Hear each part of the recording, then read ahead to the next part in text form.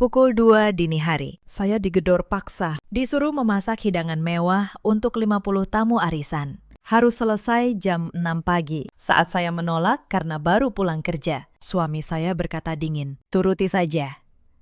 Sekali-kali jadilah orang berguna di sini. Saya hanya tersenyum, karena malam itu juga, diam-diam, saya memesan tiket pesawat dan menyiapkan satu kejutan yang akan mengubah hidup mereka selamanya. Halo, sahabat semua. Selamat datang kembali di channel ini. Sebelum cerita dimulai, tuliskan di kolom komentar kalian menonton dari daerah mana. Jangan lupa tekan tombol like dan subscribe, supaya channel ini terus berkembang dan bisa menghadirkan kisah yang lebih menyentuh lagi untuk kalian semua. Malam itu terasa begitu pekat. Angin berembus kencang di luar jendela kamar, membawa hawa dingin yang perlahan menembus celah ventilasi. Jarum jam dinding menunjuk angka 2. Keheningan malam yang seharusnya menjadi waktu istirahat, tiba-tiba pecah. Suara gedoran bertubi-tubi menghantam pintu kayu kamar saya. Seolah orang di balik pintu itu ingin merobohkannya. Saya terbangun dari tidur yang baru saja lelap. Tubuh saya kaku. Nyeri di banyak persendian. Baru 3 jam lalu, saya bisa merebahkan badan. Setelah seharian penuh berkutat dengan tumpukan laporan kantor yang seakan tak ada habisnya. Pekerjaan keras itulah yang selama ini menopang seluruh sendi keuangan di rumah ini. Sarini, bangun, buka pintunya sekarang. Suara melengking itu menembus celah pintu, membawa nada amarah yang luar biasa. Itu suara ibu mertua saya. Saya menarik napas panjang, berusaha mengumpulkan kesadaran yang masih berserakan. Dengan langkah gontai, saya berjalan menuju pintu. Nama saya Salma. 32 tahun. Saya bekerja sebagai kepala bagian keuangan di sebuah perusahaan swasta di kawasan Sudirman. Sudah 8 tahun saya menjadi istri di rumah ini. Dan selama 8 tahun itu pula, sayalah yang menanggung semuanya. Tapi di mata mertua, saya tak pernah cukup berharga. Begitu gagang pintu saya putar sedikit, sosok Ibu Siti langsung mendorongnya dan menerobos masuk. Wajahnya bersungut-sungut, sorot matanya menatap saya dari ujung rambut hingga ujung kaki. Seolah saya seorang pesakitan yang baru saja melakukan kesalahan besar, tanpa memedulikan wajah saya yang pucat karena kelelahan. Ibu Siti langsung memberi perintah dengan nada tinggi. Beliau menegaskan bahwa saat ini sudah pukul 2 dini hari, dan saya harus segera ke dapur. Jam 6 pagi nanti, seluruh hidangan mewah untuk 50 teman arisannya sudah harus tersusun rapi di atas meja. Saya terdiam sejenak, mencoba mencerna perintah yang sama sekali tidak masuk akal itu. Memasak untuk 50 orang bukan perkara mudah, apalagi harus selesai dalam 4 jam oleh 1 orang di tengah malam buta. Rasanya tubuh saya ingin runtuh ke lantai detik itu juga. Saya menatap wajah ibu mertua. Dengan nada selembut mungkin, saya mencoba memberi pengertian. Saya jelaskan bahwa saya baru pulang bekerja menjelang tengah malam, dan tubuh saya sudah mencapai batas lelahnya. Saya menyarankan agar beliau memesan saja makanan dari rumah makan ternama untuk acara besok. Saya tahu persis, tabungan saya lebih dari cukup untuk membiayai pesanan mewah seperti itu. Namun niat baik saya justru disambut amarah yang semakin meledak. Mata Ibu Siti melotot tajam. Beliau membentak, menganggap tawaran saya sebagai penghinaan. Beliau merasa akan dipermalukan di depan teman-temannya. Beliau takut mereka akan menganggap dirinya tak punya wibawa, sampai tak bisa menyuruh menantunya sendiri. "Untuk apa kamu tinggal di rumah ini? Kalau disuruh masak saja tidak becus," bentaknya tajam. Perkataan itu bagai sembilu yang menyayat relung terdalam saya. Tinggal di rumah ini. Rasanya saya ingin tertawa keras saat itu juga, menertawakan kenyataan yang sebenarnya. Rumah besar dan mewah yang kami tempati ini adalah hasil keringat saya sendiri. Saya yang mencari tanahnya, saya yang mengurus pembeliannya, dan saya yang melunasi seluruh cicilannya setiap bulan, tanpa pernah mengeluh. Tapi di hadapan teman-temannya, Ibu Siti selalu merangkai cerita bohong. Beliau berkata, bangunan megah ini adalah warisan peninggalan almarhum suaminya. Selama ini saya selalu memilih menekan ego, menjaga kehormatannya sebagai orang tua. Keributan hebat di kamar ini rupanya membangunkan Rudi, suami saya, yang sejak tadi tertidur pulas. Ia terbangun sambil mengusap wajah dengan raut kesal karena tidurnya terganggu. Saya sempat berharap ia akan menengahi, setidaknya membela istrinya yang sedang kelelahan. Namun harapan saya hancur berkeping-keping. Alih-alih membela, Rudy justru menatap saya dengan tatapan menyalahkan yang sangat dingin. Ia beranjak dari kasur, bertanya dengan nada kasar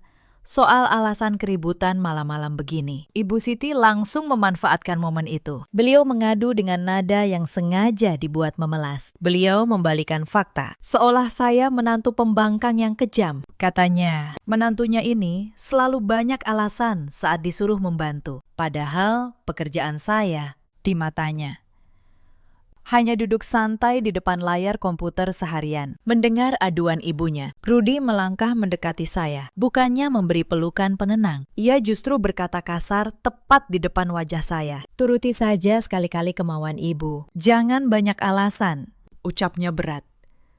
Jadilah orang yang berguna di sini, di mana baktimu sebagai istri. Kata-kata Rudy sukses menghentikan detak jantung saya beberapa saat. Jadilah orang yang berguna di sini. Kalimat itu terus berdengung di kepala saya, menciptakan rasa kesedihan yang perlahan berubah menjadi kekecewaan yang teramat dalam. Siapa sebenarnya yang tidak berguna di sini? Siapa yang setiap bulan pontang-panting membayar tagihan listrik yang membengkak agar ibunya bisa menyalakan pendingin ruangan sepanjang hari? Siapa yang selalu membeli beras kualitas terbaik, potongan daging termahal, dan segala kebutuhan dapur mewah yang selalu jadi bahan pameran ibunya? Bisnis Rudy sudah hancur lebur sejak beberapa tahun lalu. Pria yang kini berdiri menyalahkan saya ini, pada kenyataannya tidak lebih dari seorang pria gagal. Ia berlindung di balik keberhasilan finansial istrinya, namun tetap memelihara kesombongan setinggi langit. Tiba-tiba, seluruh rasa lelah yang menggerogoti tubuh saya menguap. Kesedihan dan keinginan menangis yang biasanya muncul setiap kali saya diperlakukan buruk, kini lenyap tanpa sisa. Saya menyadari satu hal, kesabaran seorang manusia pasti punya batas akhir. Dan tepat pada malam dingin ini, batas saya telah terlewati. Sebuah keputusan yang sangat bulat terbentuk di kepala saya dalam hitungan detik. Saya menatap kedua mata Rudy dengan pandangan kosong, lalu mengalihkan tatapan pada Ibu Siti. Saya tidak meneteskan air mata. Justru sudut bibir saya perlahan tertarik, membentuk senyuman tipis yang sangat tenang. Terlalu tenang untuk situasi penuh emosi seperti ini. Baik, saya sudah sangat mengerti sekarang, jawab saya datar.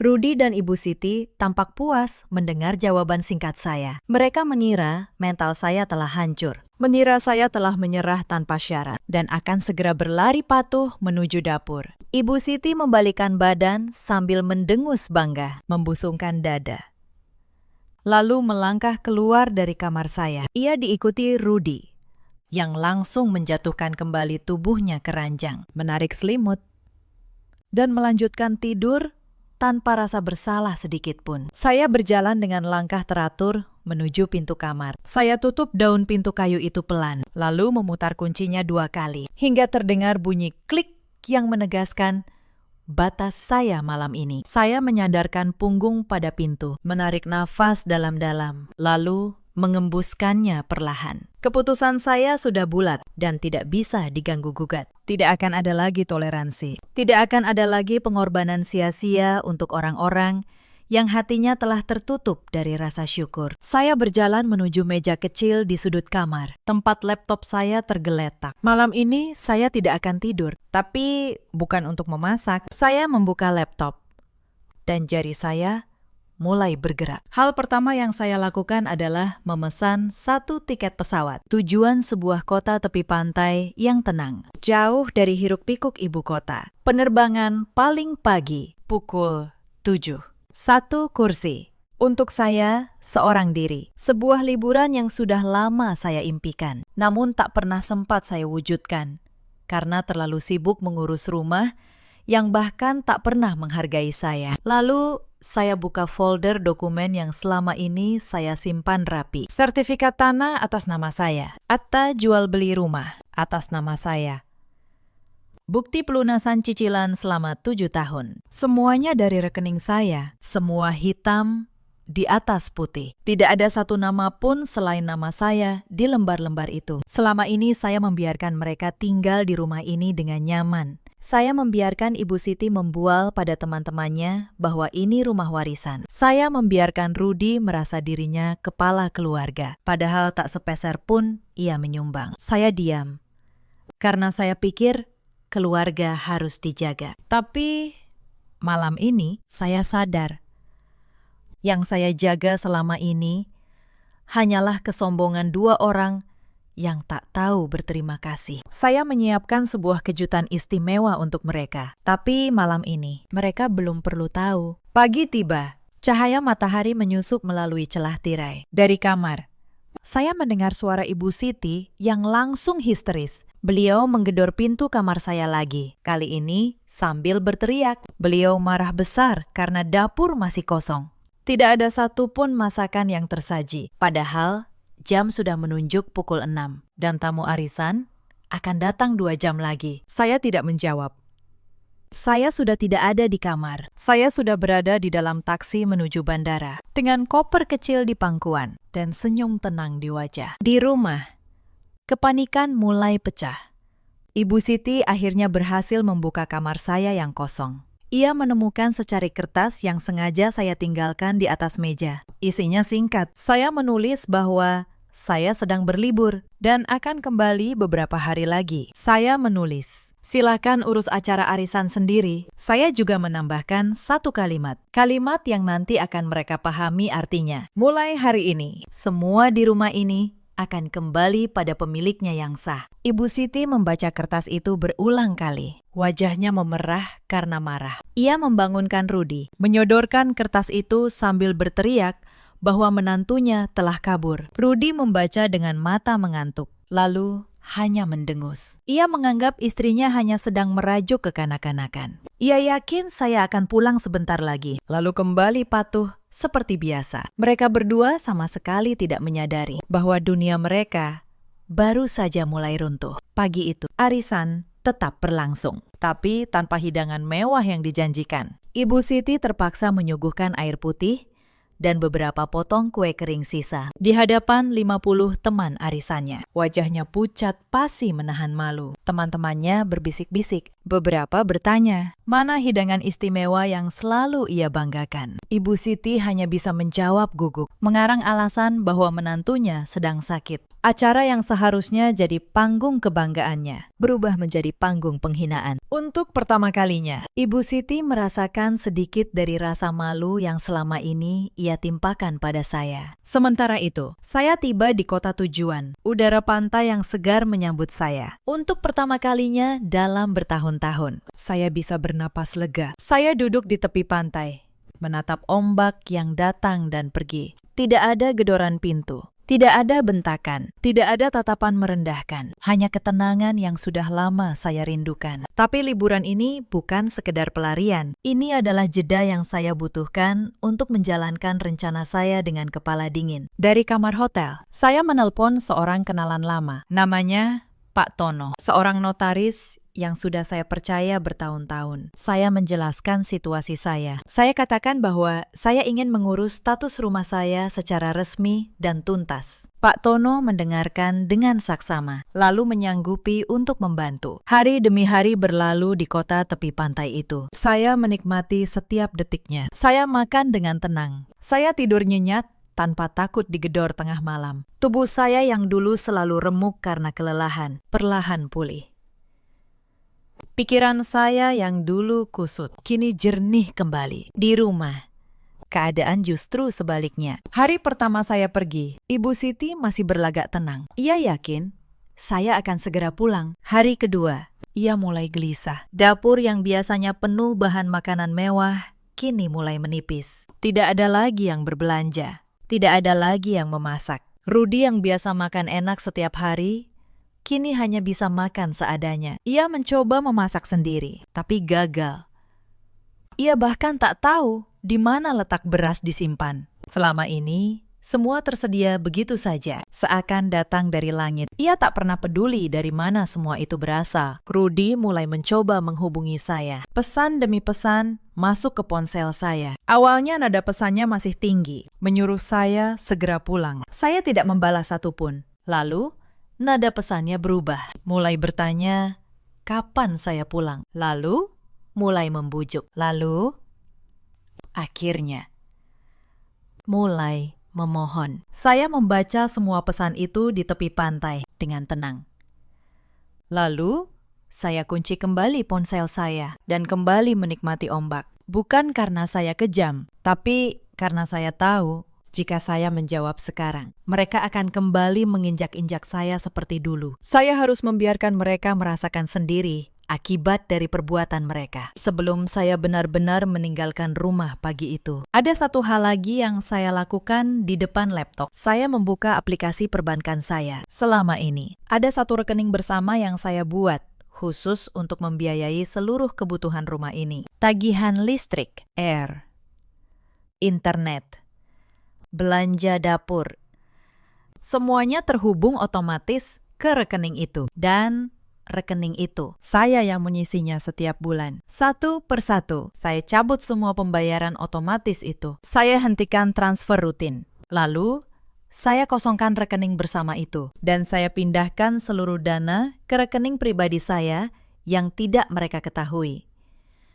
Bukan untuk menyakiti, tapi agar mereka belajar dari mana sebenarnya semua kenyamanan yang selama ini mereka anggap sebagai hak. Saya menutup laptop. Saya pandangi kamar itu sejenak. Kamar yang selama 8 tahun menjadi tempat saya menelan air mata diam-diam. Lalu, saya angkat koper kecil saya dan saya melangkah keluar tanpa menoleh lagi. Di hari pertama kepergian saya, seperti yang sudah saya duga, mereka masih hidup dalam ilusi. Ibu Siti masih sempat membual pada tetangga bahwa menantunya sedang pergi mengurus urusan sepele. Rudy masih tidur sampai siang, lalu mengeluh karena tidak ada sarapan yang tersaji di meja. Mereka belum sadar bahwa tangan yang selama ini menyiapkan segalanya telah pergi.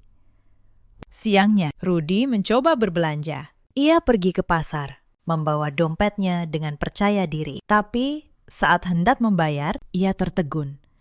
Kartunya ditolak. Saldo rekening yang biasa ia gunakan sudah kosong. Ia berdiri kaku di depan kasir, ditatap heran oleh orang-orang di belakangnya. Untuk pertama kalinya, ia merasakan malu yang selama ini ia timpakan pada saya. Rudy pulang dengan tangan kosong dan wajah masam. Ia langsung menyalahkan saya, berkata bahwa saya telah mempermalukannya. Ibu Siti menambah panas suasana, ikut memaki saya yang katanya telah menelantarkan keluarga. Mereka berdua duduk di ruang tamu, kelaparan. Namun tetap saja, yang keluar dari mulut mereka hanya umpatan dan tuduhan. Tidak sedikit pun terbersit untuk mengoreksi diri. Malam kedua, perut mereka benar-benar lapar. Tidak ada nasi, tidak ada lauk. Yang tersisa di dapur hanya beberapa bungkus mie instan, yang dulu selalu mereka pandang rendah sebagai makanan orang susah. Dengan terpaksa, Rudy merebus mie itu. Untuk pertama kalinya dalam bertahun-tahun, seorang Rudy yang selalu menuntut hidangan mewah, menyantap mie instan di meja makan rumahnya yang megah, dalam keremangan lampu darurat. Ibu Siti menolak makan mie itu pada awalnya. Beliau merasa makanan seperti itu di bawah martabatnya, tapi lapar tidak mengenal gengsi. Akhirnya, beliau pun ikut menyeruput mie yang sama, sambil terus menggerutu dan menyalahkan menantunya. Hari ketiga, masalah datang bertubi-tubi. Pagi-pagi, petugas dari perusahaan listrik datang. Tagihan yang menunggak sudah terlalu lama. Tanpa banyak bicara, mereka memutus aliran listrik rumah itu. Seketika, rumah megah yang selalu dibanggakan Ibu Siti berubah gelap dan panas. Pendingin ruangan yang biasa menyala 24 jam, kini hanya jadi pajangan. Belum reda satu masalah, datang masalah lain. Layanan internet diputus karena menunggak. Lalu, air. Ibu Siti yang biasa mandi air hangat, kini harus menimba air seadanya. Satu persatu, semua kenyamanan yang selama ini ia nikmati tanpa pernah bertanya dari mana asalnya, kini lenyap. Dan untuk pertama kalinya, ia mulai paham betapa banyak yang sebenarnya saya tanggung. Dalam keputusasaan, Rudy mulai mendatangi teman-teman lamanya, berniat meminjam uang. Tapi pintu demi pintu tertutup untuknya. Teman-teman yang dulu ia banggakan saat ia masih punya bisnis, kini menghindarinya. Mereka tahu Rudy sudah lama bangkrut. Mereka tahu selama ini ia hanya hidup dari istrinya. Tidak ada satupun yang mau memberinya pinjaman. Rudy pulang dengan kepala tertunduk. Untuk pertama kalinya, ia merasakan betapa rapuh harga dirinya. Harga diri yang selama ini ia bangun di atas keringat orang lain. Ia duduk di lantai ruang tamu yang gelap, dan untuk sesaat, perlintas penyesalan di wajahnya. Tapi penyesalan itu datang terlambat. Mungkin kalian bertanya-tanya, bagaimana semua ini bisa terjadi? Bagaimana seorang perempuan yang menanggung seluruh isi rumah bisa diperlakukan serendah itu? Izinkan saya menceritakan sedikit ke belakang. Saya menikah dengan Rudy 8 tahun lalu, saat ia masih punya bisnis yang cukup besar saat itu. Ia adalah pria yang penuh percaya diri, dan saya, perempuan muda yang sedang merintis karir di bidang keuangan. Kami menikah dengan penuh harapan. Di tahun-tahun pertama, semuanya tampak baik-baik saja. Tapi, pelan-pelan, bisnis Rudy mulai goyah. Ia bukan tipe pria yang mau belajar dari kesalahan. Setiap kerugian selalu ia salahkan pada keadaan, pada orang lain. Tidak pernah pada dirinya sendiri. Saya berkali-kali mencoba membantu, menawarkan saran sebagai orang yang mengerti angka dan keuangan, tapi ia selalu menolak. Baginya, perempuan tidak pantas ikut campur urusan lelaki. Dalam waktu 3 tahun, bisnis itu hancur total. Utang menumpuk. Saya, dengan tabungan dan penghasilan saya, perlahan menutup semua lubang itu. Saya melunasi utang-utangnya. Saya menjaga agar nama keluarga tetap bersih, dan saya melakukannya diam-diam agar harga dirinya tidak terluka. Tapi alih-alih berterima kasih, sikapnya justru berubah. Mungkin karena malu, mungkin karena merasa terancam. Ia mulai bersikap dingin. Dan saat ibunya, Ibu Siti, datang untuk tinggal bersama kami setelah ayah mertua wafat, keadaan menjadi semakin buruk. Ibu Siti adalah perempuan yang sangat menjunjung gengsi. Baginya, penampilan di mata orang lain adalah segalanya. Ia tidak pernah bisa menerima kenyataan bahwa anak lelakinya gagal. Maka, ia menciptakan sebuah dunia hayalan. Dunia di mana anaknya tetap sukses. Dan rumah megah ini adalah warisan suaminya. Sebuah dunia di mana saya, sang menantu, hanyalah pelayan yang kebetulan tinggal di sana. Saya tahu semua kebohongan itu. Tapi saya memilih diam. Saya pikir selama keluarga ini tetap utuh, biarlah saya yang mengalah. Saya selalu percaya bahwa pengorbanan akan dihargai pada waktunya. Saya keliru. Bagi mereka, pengorbanan saya bukanlah kebaikan, melainkan kewajiban. Dan semakin banyak saya memberi, semakin sedikit saya dihargai. Selama bertahun-tahun, saya menelan semua itu. Saya bangun paling pagi, tidur paling larut. Saya bekerja di kantor sepanjang hari, lalu pulang untuk mengurus rumah di malam hari. Saya membiayai semuanya, dari listrik hingga lauk di meja makan. Dan setiap kali saya lelah, yang saya dapat hanyalah hinaan. Sampai akhirnya malam itu, gedoran pintu pukul 2 dini hari menjadi titik di mana semuanya pecah. Sekarang, kalian mengerti mengapa saya bisa tersenyum tenang malam itu. Karena senyuman itu bukan tanda menyerah. Senyuman itu adalah tanda bahwa saya akhirnya membebaskan diri. Mari kita kembali ke hari-hari setelah saya pergi. Karena ternyata kehancuran di rumah itu masih jauh dari selesai. Pada suatu sore di hari kelima, datang seorang tamu tak diundang ke rumah itu. Ia adalah salah satu teman arisan Ibu Siti, perempuan yang dulu sering ia banggakan. Tujuan kedatangannya bukan untuk bersilaturahmi, melainkan untuk menagih. Rupanya, beberapa waktu lalu, Ibu Siti pernah meminjam sejumlah uang darinya, dengan janji akan dikembalikan setelah acara arisan. Ibu Siti gelagapan. Tidak ada uang untuk membayar. Di hadapan temannya, beliau harus menundukkan kepala, memohon penundaan. temannya, yang sudah mendengar kabar tentang kebangkrutan keluarga itu. Hanya menatapnya dengan campuran kasihan dan kecewa. Tatapan yang dulu selalu ditujukan Ibu Siti pada orang lain, kini berbalik menimpa dirinya. Setelah temannya pergi, Ibu Siti duduk termenung. Untuk pertama kalinya, mungkin, ia mulai merasakan bagaimana rasanya berada di posisi rendah yang selama ini ia ciptakan untuk saya. Tapi penyesalan itu masih bercampur dengan keangkuhan. Ia masih belum sepenuhnya sadar bahwa semua ini adalah buah dari perbuatannya sendiri. Rudy, di sisi lain, mulai mencoba mencari kerja. Tapi, kemanapun ia melamar, ia ditolak. Usianya sudah tidak muda. Pengalamannya hanya menjalankan bisnis yang gagal. Tidak ada perusahaan yang mau menerimanya. Untuk pertama kalinya, ia merasakan betapa kerasnya dunia di luar zona nyaman yang selama ini saya sediakan untuknya. Suatu malam, dalam keputusasaan, Rudy mencoba menghubungi saya sekali lagi. Kali ini, nadanya benar-benar berbeda. Tidak ada lagi bentakan, tidak ada lagi tuntutan. Yang ada, hanya permohonan. Ia menulis pesan panjang, mengakui kesalahannya, memohon agar saya kembali. Ia berjanji akan berubah. Ia berkata, ia baru menyadari betapa berharganya saya. Saya membaca pesan itu di kamar hotel saya yang tenang. Sejenak, hati saya tersentuh. Bagaimanapun, ia pernah menjadi suami yang saya cintai. Tapi, lalu saya teringat, pengakuan ini datang bukan karena ia benar-benar menyesal, melainkan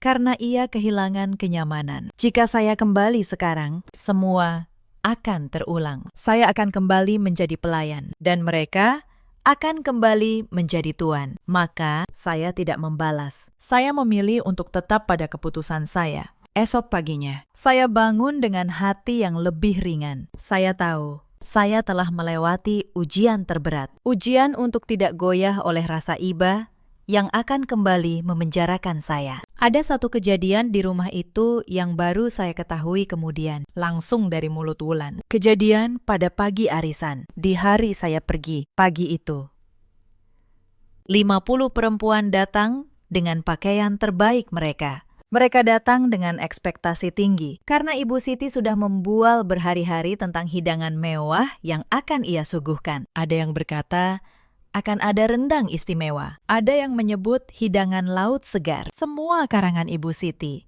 untuk menjaga gengsinya. Namun yang mereka temui hanyalah meja kosong, beberapa toples kue kering yang sudah lama, dan beberapa gelas air putih. Itu saja. Suasana menjadi canggung. Bisik-bisik mulai terdengar. Ibu Siti dengan wajah pucat mencoba menutupi dengan tawa gugup. Berkata bahwa menantunya tiba-tiba sakit, sehingga acara masak batal. Tapi para tamu itu bukan orang bodoh. Salah satu dari mereka, yang memang dikenal tajam lidahnya, bertanya dengan nada menyindir. Ia bertanya, bukankah selama ini Ibu Siti selalu berkata bahwa ia tidak butuh menantu karena ia bisa mengurus segalanya sendiri? Lalu mengapa sekarang? Hanya karena menantunya tidak ada, acara sebesar ini bisa berantakan total. Pertanyaan itu menohok tepat di harga diri Ibu Siti. Wajahnya merah padam. Ia tidak bisa menjawab. Satu persatu, para tamu mulai berpamitan lebih awal, meninggalkan rumah dengan tatapan yang penuh arti. Panggung kemegahan yang selama ini ia bangun dari kebohongan runtuh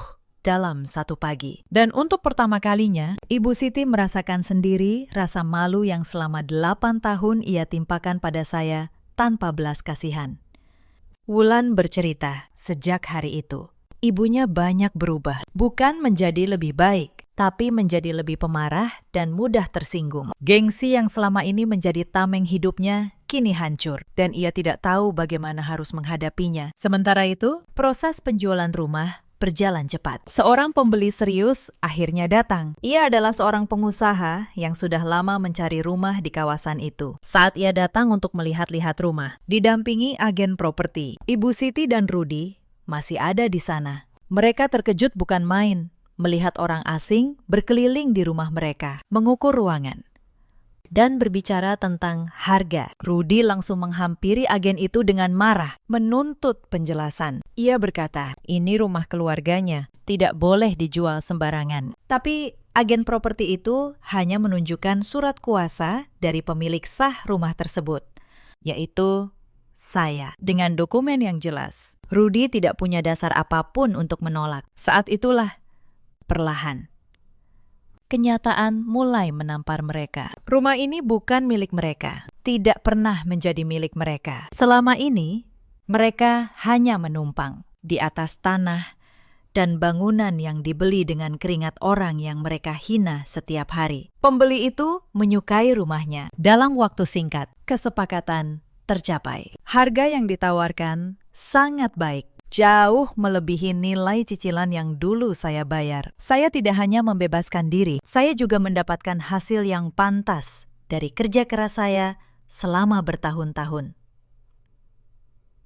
Wulan, di tengah semua kekacauan ini, menjadi satu-satunya yang berpikir jernih. Ia menghubungi saya, dan dengan jujur, ia berkata bahwa ia tidak menyalahkan saya sedikit pun. Ia bahkan meminta maaf atas nama keluarganya, atas semua perlakuan buruk yang saya terima selama ini. Wulan bercerita, sejak kecil ia sudah melihat bagaimana ibunya selalu pilih kasih, selalu mengutamakan gengsi di atas segalanya. Ia tidak pernah setuju dengan cara ibunya memperlakukan saya, tapi sebagai anak, ia tak punya kuasa untuk melawan. Kini, melihat semuanya runtuh, ia justru merasa lega bahwa setidaknya ada satu orang di keluarga ini yang berani berdiri, dan orang itu adalah saya. Saya menghargai kejujuran Wulan. Di antara semua kekecewaan terhadap keluarga ini, ia adalah satu-satunya cahaya. Saya berjanji pada diri sendiri, apapun yang terjadi pada ibu dan kakaknya, hubungan baik saya dengan Wulan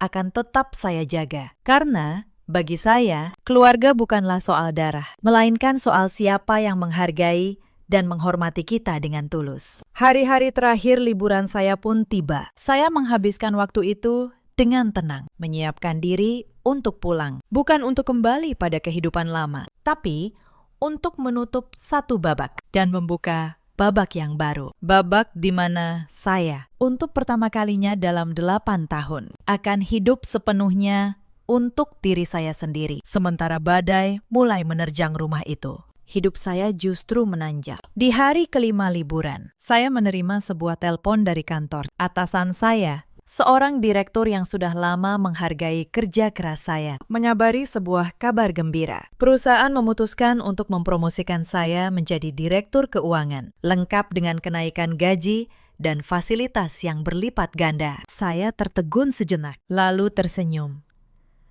Ternyata hidup memang adil pada waktunya. Saat saya berhenti mengorbankan diri untuk orang yang salah, justru pintu rezeki yang lebih besar terbuka untuk saya. Promosi itu bukan hanya soal uang. Itu adalah pengakuan atas kerja keras yang selama ini diremehkan di rumah saya sendiri. Saya menelpon Pak Tono lagi. Saya katakan, saya sudah siap untuk langkah berikutnya. Saya meminta beliau menyiapkan semua dokumen yang diperlukan. Rumah itu akan saya jual. Dan dengan promosi ini, saya akan membeli tempat tinggal baru, jauh lebih nyaman, di mana tidak ada satupun orang yang akan merendahkan saya lagi. Hari ke-6, saya mengakhiri liburan.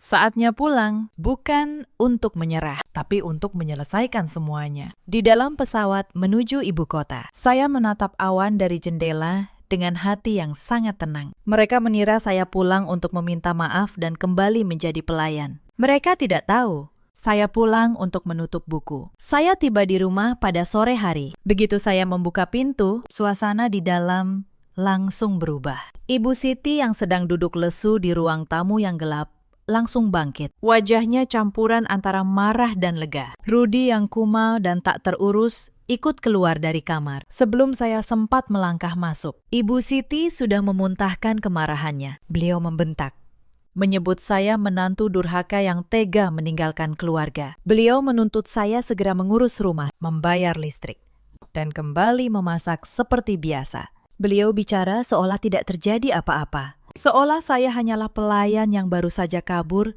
dan kini harus dihukum. Rudy pun ikut menyalahkan. Ia berkata, gara-gara saya pergi, hidup mereka berantakan. Ia menuntut saya bertanggung jawab.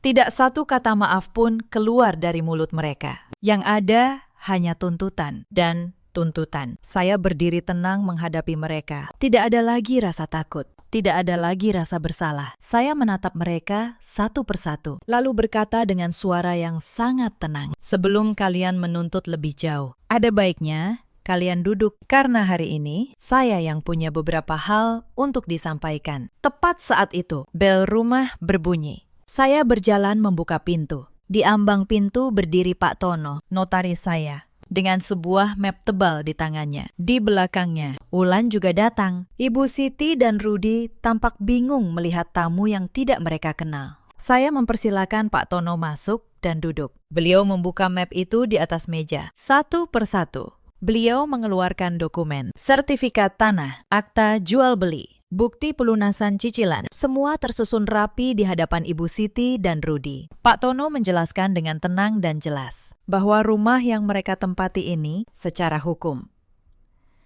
sepenuhnya milik saya. Tanahnya dibeli atas nama saya. Bangunannya dilunasi dengan uang saya. Tidak ada satu nama pun selain nama saya dalam seluruh dokumen ini. Semua hitam di atas putih. Wajah Ibu Siti seketika pucat pasi.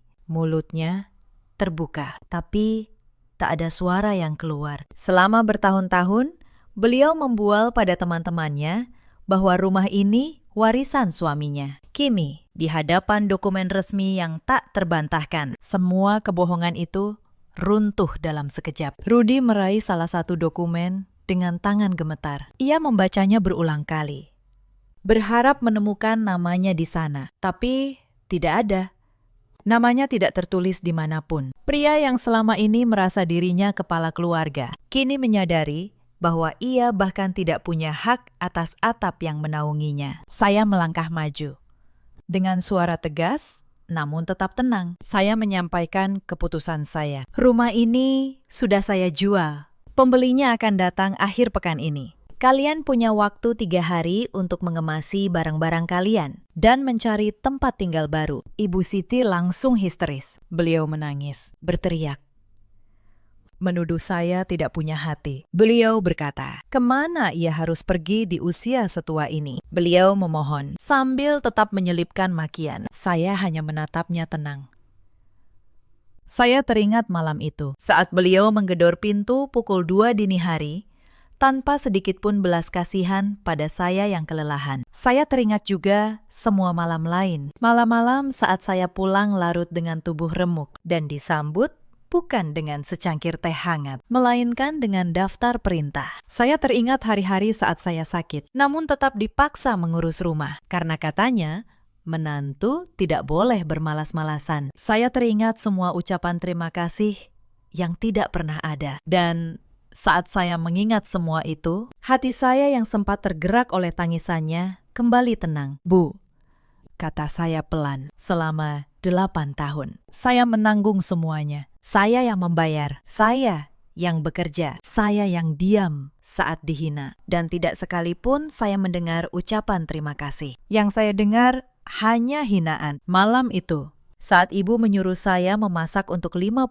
orang di tengah malam. Saya sudah memberi ibu kesempatan untuk berhenti, tapi ibu memilih menghina saya. Ibu Siti mencoba membantah. Beliau berkata bahwa sebagai menantu, sudah kewajiban saya mengurus mertua. Beliau berkata, semua yang saya lakukan hanyalah kewajiban biasa, tidak perlu dibesar-besarkan. Mendengar itu, saya menarik napas, lalu menjawab dengan tenang.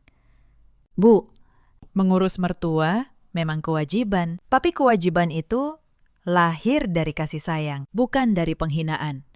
Saya rela mengurus ibu jika ibu memperlakukan saya sebagai keluarga, tapi ibu memperlakukan saya seperti pembantu yang bisa dibentak kapan saja, bahkan di tengah malam. Saya manusia, Bu, bukan mesin. Ibu Siti terdiam. Untuk pertama kalinya, beliau tidak punya kata-kata untuk membalas. Saya berbalik menatap Rudy. Dan kamu menyuruh saya jadi orang yang berguna. Kamu bertanya di mana baktiku. Sekarang saya tanya balik. Selama bertahun-tahun, bisnismu hancur. Siapa yang menafkahi rumah ini? Siapa yang membayar semua kemewahan yang kamu nikmati? Kamu menyebut saya tidak berguna, sambil makan dari hasil keringat saya setiap hari. Rudy membuka mulut, mencoba membela diri. Ia berkata, ia adalah suami saya, kepala keluarga. Dan saya tidak berhak menjual rumah tanpa izinnya. Saya menatapnya, lalu mengambil satu dokumen dari atas meja dan menunjukkannya tepat di depan wajahnya. Coba cari namamu di sini, kata saya. Cari di sertifikat ini, di akta ini, di bukti pelunasan ini. Kalau kamu menemukan namamu satu kali saja, saya akan membatalkan semua keputusan saya hari ini. Rudy menerima dokumen itu dengan tangan gemetar. Ia membolak-balik setiap lembar, matanya mencari dengan putus asa. Tapi tidak ada satupun namanya tertera. Tangannya jatuh lemas. Dokumen itu terlepas, jatuh ke atas meja. Pria yang selama bertahun-tahun merasa berkuasa atas saya, kini sadar bahwa ia tidak memiliki apapun, bahkan tidak atap di atas kepalanya. Rudy tertunduk. Tidak ada satu kata pun yang bisa ia ucapkan. Semua kesombongannya runtuh seketika. Saat itu, Wulan maju. Ia berdiri di sisi saya. Ia berkata pada ibu dan kakaknya bahwa semua yang saya katakan adalah benar. Ia mengaku, selama ini sayalah yang membiayai pernikahannya. Sayalah yang membayar biaya rumah sakit ayah mereka. Semua yang dibanggakan ibunya sesungguhnya berasal dari tangan saya. Ibu Siti menatap putrinya tak percaya. Tapi Wulan hanya menggeleng pelan. Kebohongan itu sudah terlalu lama, dan kini tidak ada lagi yang bisa menutupinya. 3 hari kemudian, rumah itu resmi berpindah tangan. Ibu Siti dan Rudy terpaksa pergi, membawa barang-barang mereka. Tidak ada lagi rumah mewah. Tidak ada lagi kemewahan yang bisa dipamerkan. Mereka yang selama ini hidup dari keringat saya sambil menghina saya, kini harus memulai hidup dari nol dengan tangan kosong. Saat mereka melangkah keluar dari gerbang untuk terakhir kalinya, beberapa tetangga diam-diam menyaksikan dari balik jendela. Tidak ada yang keluar untuk mengucapkan selamat tinggal. Tidak ada yang menawarkan bantuan. Karena selama bertahun-tahun, Ibu Siti terlalu sibuk merendahkan orang lain demi menjaga gengsinya, sampai ia lupa membangun satu pun pertemanan yang tulus. Di saat ia jatuh, tidak ada satu tangan pun yang terulur untuknya. Itulah harga dari kesombongan yang ia pelihara selama ini. Saya sendiri pindah ke sebuah apartemen baru yang nyaman, tidak jauh dari kantor. Tempat yang tenang, di mana tidak ada gedoran pintu di tengah malam, di mana tidak ada lagi tatapan merendahkan. Untuk pertama kalinya dalam 8 tahun, saya benar-benar merasa berada di rumah saya sendiri. Waktu pun berlalu. Beberapa bulan kemudian, hidup saya berjalan dengan begitu damai. Karier saya sebagai direktur keuangan berkembang pesat. Suatu sore, saya merayakan keberhasilan kecil bersama beberapa rekan kerja di sebuah restoran di lantai tinggi sebuah gedung. Dengan pemandangan kota yang berkelap-kelip, kami tertawa, berbincang hangat, menikmati hidangan yang lezat. Sebuah kebahagiaan yang tulus, yang sudah lama tidak saya rasakan. Di saat saya menyesap jus buah segar dengan senyum kepuasan, di sebuah sudut kota yang jauh berbeda. Sebuah pemandangan yang bertolak belakang sedang terjadi. Di sebuah bangunan reot yang menyewakan kamar-kamar kecil dengan harga sangat murah. Rudy dan Ibu Siti duduk saling membelakangi. Kamar indekos sempit itu terasa panas dan pengap karena tidak memiliki sirkulasi udara yang baik. Saat hujan turun, air mulai menetes dari atap yang bocor, memaksa mereka meletakkan mangkuk plastik usang untuk menampungnya, agar tikar tempat mereka tidur tidak basah. Kehidupan mewah yang dulu selalu mereka banggakan, kini hanya tinggal kenangan pahit. Perut mereka berbunyi nyaring, meminta diisi. Seharian itu, mereka hanya meminum air putih dari keran umum. Di tengah ruangan sempit itu, di atas sebuah piring plastik kusam, tersaji porsi kecil mie instan rasa ayam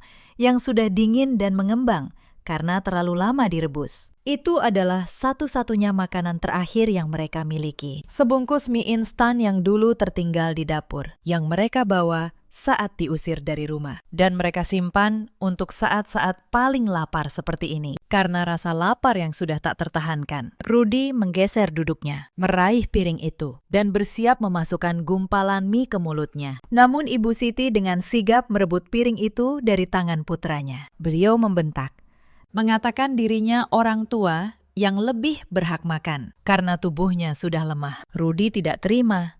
Matanya melotot menatap ibunya sendiri. Ia balas membentak, berteriak bahwa ia juga kelaparan dan butuh tenaga untuk mencari kerja besok. Rudy menyalahkan ibunya. Ia berkata, andai ibunya tidak terus-terusan merendahkan Salma dan memaksanya memasak di malam buta, mereka pasti masih tinggal di rumah mewah dan makan enak. Ibu Siti membalas tuduhan itu dengan tangisan. Beliau balik menyalahkan Rudy yang tidak becus jadi kepala keluarga, yang hanya bisa menumpang hidup pada istrinya. Pertengkaran hebat pun pecah di kamar sempit itu. Suara makian dan tangisan saling bersahutan, menembus dinding tipis, hingga terdengar oleh penghuni kamar sebelah. Ibu dan anak itu saling tarik-menarik piring. Tidak ada yang mau mengalah. Mereka terus saling menyalahkan atas kehancuran yang sebenarnya mereka ciptakan sendiri dari kesombongan dan kemalasan bertahun-tahun. Lalu, piring plastik itu akhirnya terlepas dari pegangan mereka. Ia jatuh terpelanting, menghantam lantai semen. Gumpalan mie instan terakhir itu tumpah berantakan, bercampur dengan debu dan kotoran di lantai. Tidak lagi layak untuk dimakan. Mereka berdua terdiam mematung, menatap nanar makanan terakhir mereka yang kini hancur di lantai, diiringi suara gemuruh hujan yang semakin deras. Hukuman atas kesombongan memang tidak pernah salah sasaran. Ia hanya mencari waktu yang paling tepat untuk datang. Cerita ini mengajarkan kita banyak hal. Jangan pernah merendahkan tangan yang selama ini memberi kalian makan. Dan jangan pernah menganggap pengorbanan seseorang sebagai sebuah kewajiban yang tak perlu dihargai. Ada banyak perempuan di luar sana yang seperti saya dulu. Mereka bekerja keras, menanggung segalanya, namun tetap dianggap tidak berguna di rumahnya sendiri. Mereka diam, bukan karena lemah, tapi karena ingin menjaga keutuhan keluarga. Kepada kalian, saya ingin berkata, kesabaran memang mulia, tapi kesabaran bukan berarti membiarkan diri diinjak selamanya. Ada juga banyak suami di luar sana seperti Rudy, lelaki yang lupa dari mana datangnya nasi yang mereka makan, yang lebih memilih membela kesombongan daripada menghargai pengorbanan istrinya. Dan ada pula para ibu mertua yang seperti Ibu Siti, yang terlalu sibuk menjaga gengsi di depan orang lain, hingga lupa menghargai orang yang setiap hari mengurus hidupnya. Ibu Siti dan Rudy kini hidup dalam kemelaratan, saling menyalahkan di kamar sempit yang bocor, sementara Wulan yang memilih jujur, tetap menjaga hubungan baik dengan saya hingga kini. Dan saya telah bangkit, jauh lebih kuat dari sebelumnya. Dalam hidup, kita selalu punya pilihan. Pilihan untuk terus bertahan dalam penderitaan, atau pilihan untuk berdiri dan menghargai diri sendiri. Saya memilih yang kedua, dan itu adalah keputusan terbaik dalam hidup saya. Bagaimana dengan kalian? Jika kalian pernah berada di posisi seperti saya, ceritakan kisah kalian di kolom komentar. Terima kasih sudah menemani sampai akhir. Di parkiran sebuah mall mewah, seorang istri diseret turun dari mobil oleh ibu mertuanya sendiri. Di depan puluhan orang, ia disebut pembantu yang tidak tahu diri. Suaminya hanya berdiri diam, membiarkan air mata istrinya jatuh tanpa membela sedikit pun. Tapi mereka semua tidak tahu satu hal. Perempuan yang mereka injak-injak harga dirinya itu memegang sesuatu yang akan membuat seluruh keluarga ini bertekuk lutut. Dan malam itu, kesabaran yang sudah ia simpan bertahun-tahun akhirnya habis. Halo sahabat, selamat datang kembali di channel ini. Tempat di mana setiap kisah membawa pelajaran dan setiap luka bisa menjadi cermin bagi kita semua. Sebelum kita mulai, tuliskan di kolom komentar dari kota mana kalian menyaksikan cerita ini. Jika kisah ini menyentuh hati kalian, jangan lupa like dan subscribe. Mari kita mulai. Nama saya Anissa Rahmadani. Usia saya 30 tahun. Saya bekerja sebagai direktur operasional di sebuah perusahaan logistik dan properti di kawasan Pondok Indah, Jakarta. Sudah 8 tahun saya membangun karir dari bawah, dari seorang staf biasa, sampai akhirnya duduk di kursi yang sekarang. Tapi, di rumah keluarga suami, saya bukan siapa-siapa. Di sana, saya hanya menantu yang dianggap tidak pernah cukup. Suami saya bernama Reza Mahendra, 34 tahun. Ia bekerja sebagai kepala bagian di sebuah perusahaan distribusi. Dulu, sebelum menikah. Reza adalah lelaki yang lembut. Ia yang mengejar saya. Ia yang berjanji akan selalu berdiri di sisi saya. Saya percaya. Saya menyerahkan hati saya sepenuhnya. Tapi pernikahan mengubah banyak hal. Atau mungkin pernikahan hanya membuka topeng yang selama ini tertutup rapi. Setelah menikah, saya baru tahu siapa Reza yang sebenarnya. Ia bukan lelaki yang berani. Di hadapan ibunya, ia menyusut menjadi anak kecil yang tak pernah bisa berkata tidak. Ibu mertua saya bernama Bu Sukesi, 60 tahun. Seorang perempuan dengan rahang keras dan mata yang selalu menilai. Sejak hari pertama saya masuk ke keluarga itu, saya tahu ia tidak menyukai saya. Bukan karena saya berbuat salah, tapi karena saya datang dari keluarga sederhana, anak seorang guru mengaji dari kampung di Jawa Tengah. Lalu ada Wulan, adik ipar saya, 29 tahun. Anak bungsu kesayangan Bu Sukesi. Wulan cantik, manja, dan pandai sekali memainkan air muka di depan ibunya, di hadapan Bu Sukesi. Ia selalu menjadi malaikat, tapi begitu tidak ada yang melihat, senyumnya berubah menjadi sesuatu yang dingin. Saya tidak akan pernah lupa bagaimana semuanya bermula. Tapi sebelum sampai ke sana, izinkan saya menceritakan bagaimana saya bertahan sekian lama dan mengapa pada akhirnya saya memutuskan untuk berhenti diam. Reza dan saya menikah 5 tahun lalu. Pernikahan kami sederhana, tapi penuh harapan. Saat itu saya masih manajer media. Gaji saya lumayan. Dan Reza baru saja naik jabatan. Kami pikir hidup akan mudah. Kami salah. Masalah pertama datang dari soal tempat tinggal. Saya sudah punya rumah sendiri. Hasil cicilan bertahun-tahun. Sebuah rumah mungil yang nyaman di kawasan Bintaro. Tapi, Bu Sukesi menolak keras, katanya. Anak lelaki yang sudah menikah harus tinggal bersama orang tua supaya bisa berbakti. Reza menurut. Dan saya, demi menjaga rumah tangga, ikut mengalah. Maka kami pindah ke rumah Bu Sukesi di kawasan padat di Jakarta Timur. Rumah lama bercat kusam, dengan 1 kamar mandi yang harus dipakai bergantian oleh 7 orang. Rumah saya di Bintaro, saya sewakan. Uangnya atas permintaan Reza, saya kirim ke rekening ibunya setiap bulan. Untuk pegangan ibu, katanya. Di rumah itu, peran saya langsung ditentukan tanpa pernah ditanya. Saya yang bangun paling pagi. Saya yang memasak untuk seisi rumah. Saya yang mencuci, menyetrika, membersihkan lantai. Bu Sukesi duduk di ruang tengah, menonton televisi, sambil sesekali berteriak kalau ada yang kurang. Saya tidak mengeluh.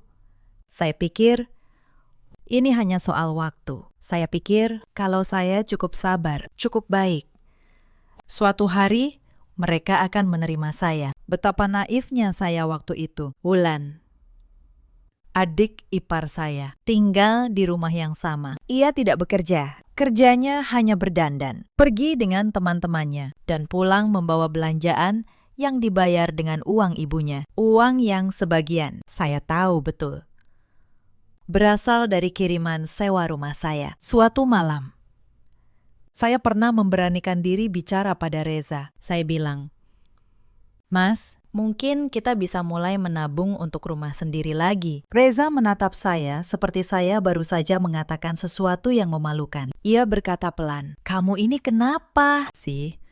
Ibu sudah baik mau menampung kita. Jangan jadi menantu yang tidak tahu terima kasih." Kata-kata itu menusuk. Tapi yang lebih menyakitkan adalah caranya menatap saya. Seolah saya beban, seolah saya yang menumpang. Padahal uang saya yang menghidupi banyak hal di rumah itu. Saya diam. Saya menelan semuanya. Dan saya kembali bekerja. Kembali tersenyum. Kembali berpura-pura semua baik-baik saja di kantor. Saya adalah orang yang dihormati. Ratusan karyawan memanggil saya dengan sopan. Keputusan saya menentukan arah proyek bernilai miliaran rupiah. Tapi setiap kali saya pulang ke rumah Bu Sukesi, saya melepas semua itu di depan pintu. Saya berubah menjadi perempuan kecil yang harus menunduk. Tidak ada yang tahu pekerjaan saya yang sebenarnya. Reza tahu saya bekerja kantoran, tapi ia tidak pernah peduli pada detailnya. Ia tidak pernah bertanya jabatan saya apa, gaji saya berapa. Perusahaan saya bergerak di bidang apa bagi keluarganya. Saya hanya menantu yang kebetulan punya pekerjaan. Dan saya, entah kenapa, memilih untuk tidak menjelaskan. Mungkin karena saya lelah membuktikan diri. Mungkin karena saya ingin dicintai apa adanya. Bukan karena jabatan saya. Itu kesalahan saya. Saya kira kerendahan hati akan dihargai. Ternyata, di mata mereka, diam, saya hanya dianggap kelemahan. Tahun-tahun berlalu. Dan setiap tahun, ada satu masa yang paling saya takuti. Lebaran. Bagi banyak orang, Lebaran adalah hari kemenangan. Hari untuk saling memaafkan. Tapi bagi saya, Lebaran di rumah Bu Sukesi adalah ujian yang paling berat. Karena di hari itu, seluruh keluarga besar berkumpul. Dan saya, menantu dari kampung itu, menjadi pelayan untuk mereka semua. Tahun ini tidak berbeda, bahkan lebih parah. 3 hari menjelang Lebaran, rumah Bu Sukesi mulai dipenuhi sanak saudara, paman, bibi, sepupu, keponakan. Hampir 20 orang menginap, dan tugas menyiapkan semuanya. Jatuh ke pundak saya seorang, memasak opor, rendang, ketupat, sambal goreng, mencuci piring yang tak pernah habis, menyiapkan kamar, mengganti spray, membereskan sisa makanan tengah malam. Saya sudah mengambil cuti dari kantor untuk ini. Cuti yang seharusnya saya pakai untuk beristirahat. Justru saya habiskan berdiri di dapur dari subuh sampai larut malam. Malam pertama, saya mencuci tumpukan piring kotor sampai jari-jari saya keriput dan perih. Di ruang tengah, Wulan tertawa-tawa bersama sepupunya, memamerkan tas baru. Tidak ada yang menawarkan bantuan. Bu Sukesi lewat, melihat saya.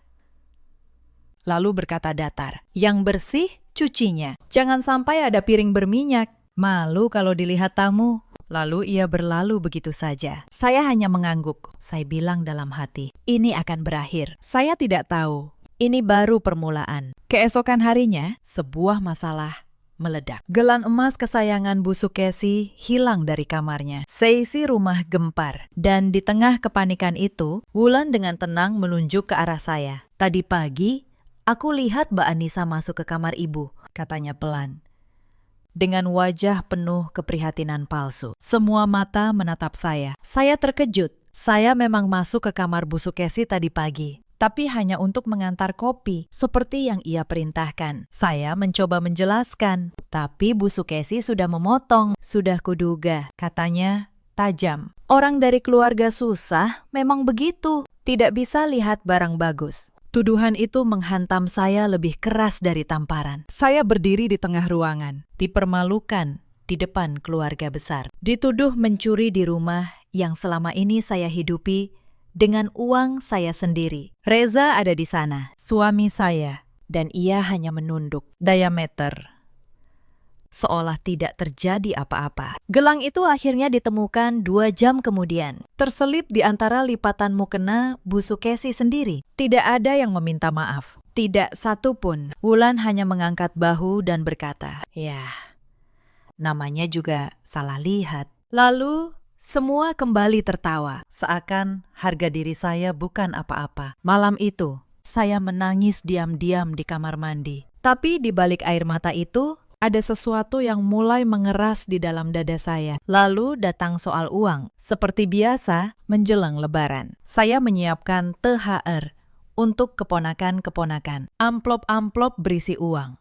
Hasil kerja keras saya. Saya serahkan dulu ke Bu Sukesi, agar beliau yang membagikan sebagai bentuk hormat. Tahun ini saya menyiapkan total 15 juta rupiah dalam amplop-amplop itu. Tapi saat acara bagi-bagi THR, saya menyaksikan sesuatu yang membuat dada saya sesak. Bu Sukesi membagikan amplop itu sambil berkata lantang, "Ini dari Wulan. Ya, anak ibu yang paling sayang sama kalian. Uang saya, tapi yang dipuji Wulan. Dan Wulan hanya tersenyum manis menerima pujian itu, tanpa rasa bersalah sedikit pun. Saya berdiri di sudut, masih dengan celemek di pinggang. Tangan masih bau bumbu. Dan saya menjadi penonton dari pertunjukan tentang kemurahan hati orang lain yang dibiayai oleh kerja keras saya. Saya mendekati Reza malam itu. Saya bilang, "Mas, itu uang dari saya. Kenapa diberikan atas nama Wulan?" Reza menghela napas. Seolah saya yang bermasalah. Sudahlah, Nis. Apa bedanya? Yang penting keluarga senang. Kamu jangan hitung-hitungan begitu. Tidak enak dilihat. Tidak enak dilihat. Itu kalimatnya. Bukan rasa keadilan saya yang ia pikirkan, tapi pandangan orang lain. Saat itu, saya sadar, suami saya tidak akan pernah berdiri di pihak saya. Tidak akan pernah. Beberapa hari setelah Lebaran, saya menemukan sesuatu yang lebih mengkhawatirkan. Sebuah surat dari bank, terselip di tumpukan dokumen. Surat itu menyebut tunggakan cicilan atas sebuah pinjaman. Pinjaman yang diajukan atas nama saya. Tapi saya tidak pernah mengajukan pinjaman apapun. Jantung saya berdebar. Saya periksa lebih teliti. Dan di sana, di lembar pengajuan, ada tanda tangan yang menyerupai tanda tangan saya. Dipalsukan. Nilai pinjamannya 100 juta rupiah. Diajukan 3 bulan lalu. Diam-diam, saya tahu siapa yang melakukannya. Hanya satu orang di rumah ini yang cukup berani dan cukup licik. Wulan. Tapi saya belum punya bukti, maka saya simpan surat itu. Saya fotokopi. Saya amankan. Untuk pertama kalinya, saya tidak menangis. Saya mulai mengumpulkan. Sejak hari itu, saya berubah. Bukan di luar, saya tetap menantu yang penurut, yang memasak dan mencuci tanpa banyak bicara. Tapi di dalam, saya mulai mencatat setiap penghinaan, setiap kebohongan, setiap rupiah yang diambil dari saya. Saya simpan semua bukti, mutasi rekening, surat sewa rumah, bukti transfer ke rekening Bu Sukesi selama bertahun-tahun. Saya tidak tahu kapan saya akan memakainya, tapi saya tahu suatu hari semua ini akan berguna. Lalu sesuatu terjadi di kantor yang mengubah segalanya. Perusahaan tempat suami saya bekerja, perusahaan distribusi itu, ternyata sedang dalam proses akuisisi. Dan perusahaan yang mengakuisisinya adalah grup tempat saya menjabat sebagai direktur. Dunia memang sempit, tapi saya tidak menyangka akan sesempit ini. Suatu pagi, di ruang rapat Dewan Direksi, saya menerima laporan lengkap tentang perusahaan yang akan kami ambil alih. Saya membuka dokumennya, dan di daftar karyawan kunci, saya melihat nama itu. Reza Mahendra, Kepala Bagian Distribusi. Suami saya bekerja di perusahaan yang sebentar lagi akan berada di bawah kendali saya. Saya menatap nama itu lama sekali. Lalu, saya menutup dokumennya pelan-pelan. Sesuatu di dalam diri saya yang selama ini saya tahan mulai bergerak. Tapi saya belum berbuat apa-apa. Saya ingin tahu seberapa jauh mereka akan menginjak saya. Saya ingin tahu, ketika diberi kesempatan, akan sejahat apa mereka. Dan keluarga itu tidak mengecewakan saya. Tidak lama setelah akuisisi diumumkan, Wulan tiba-tiba punya rencana baru. Ia memutuskan ingin membuka usaha, katanya. Sebuah butik, dan untuk modal, ia butuh dana besar. Bu Sukesi tentu saja mendukung penuh anak kesayangannya. Dan dari mana modal itu diharapkan datang? Tentu saja dari saya.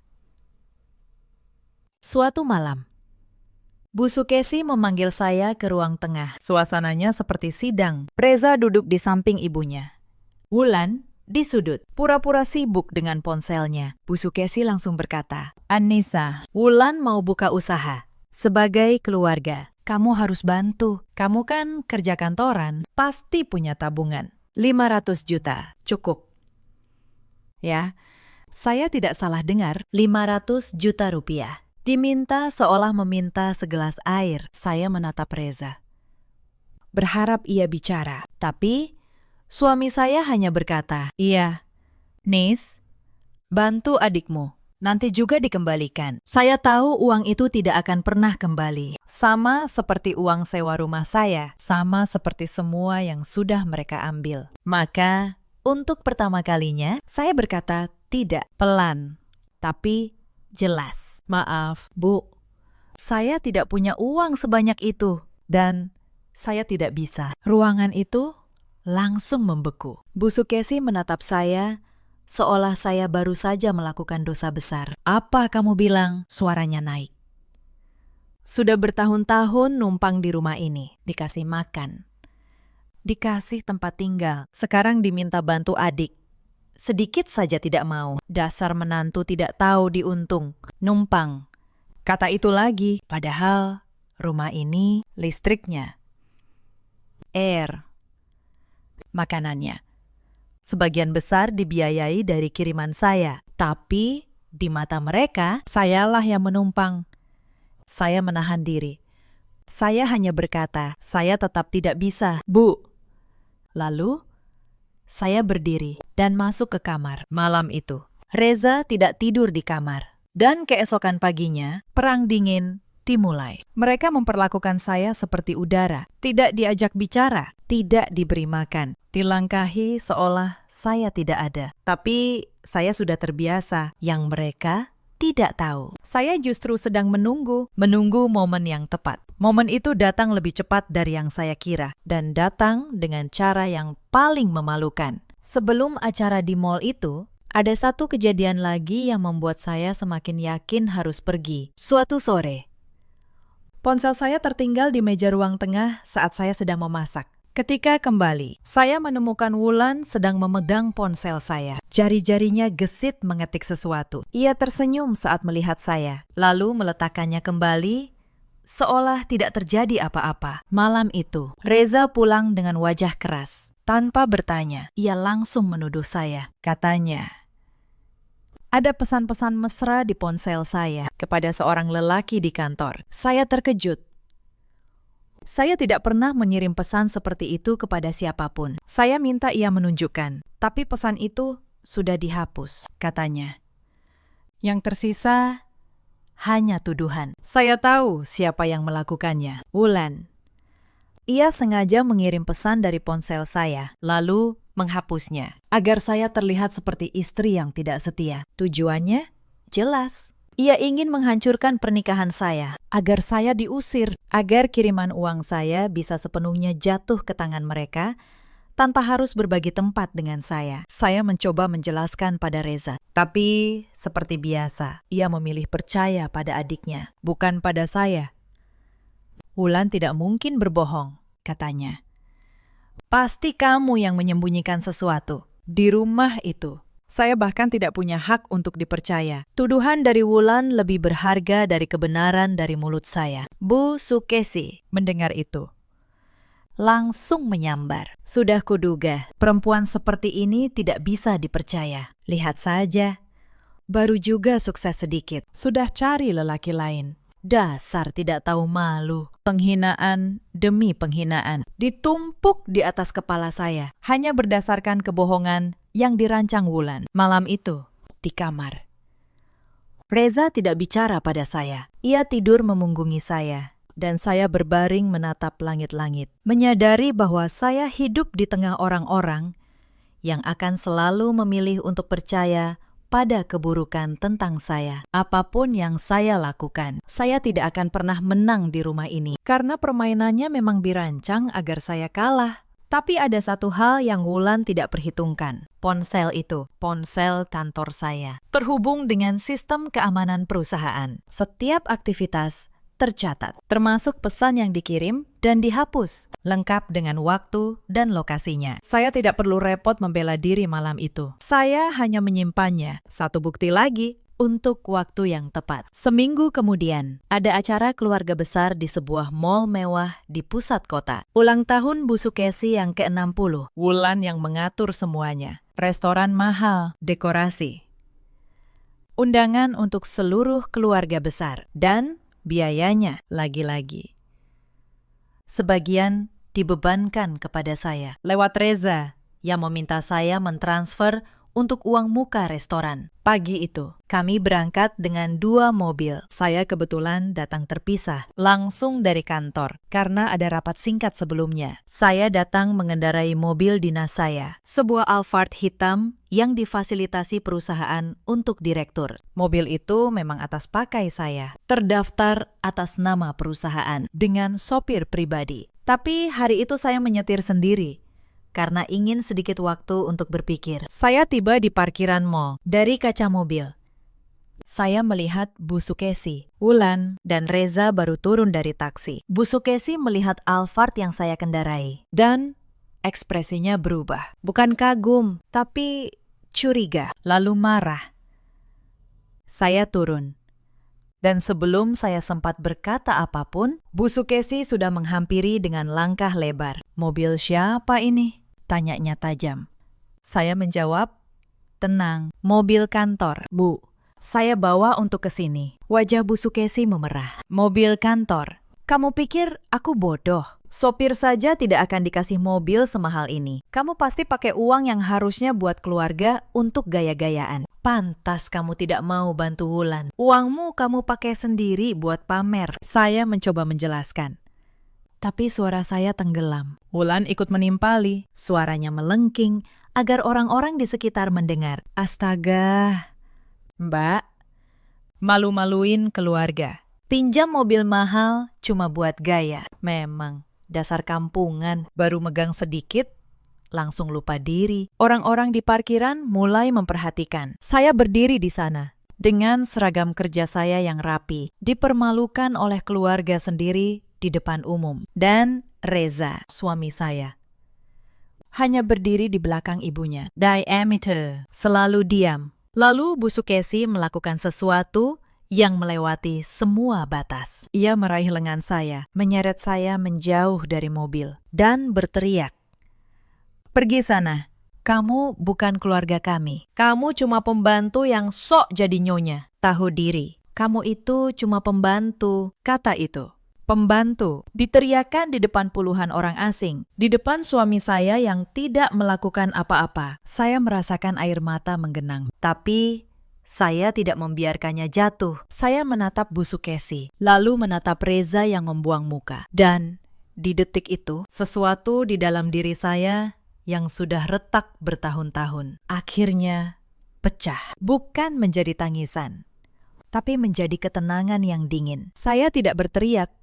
Saya tidak membela diri lagi. Saya hanya berkata pelan, "Baik, Bu, saya pergi." Lalu saya masuk kembali ke mobil dan saya pergi meninggalkan parkiran itu. Meninggalkan mereka yang masih puas dengan kemenangan mereka. Mereka pikir mereka menang. Mereka tidak tahu hari itu adalah hari terakhir mereka bisa menginjak saya. Di dalam mobil, tangan saya bergetar. Tapi bukan karena takut, karena marah yang akhirnya saya izinkan untuk hidup. Saya berhenti di pinggir jalan. Saya tarik napas dalam-dalam. Lalu, saya mengambil ponsel saya dan menelpon satu orang, Pak Tigor, komisaris perusahaan, sekaligus penasihat hukum pribadi saya. Orang yang sudah saya percaya bertahun-tahun. "Pak Tigor," kata saya.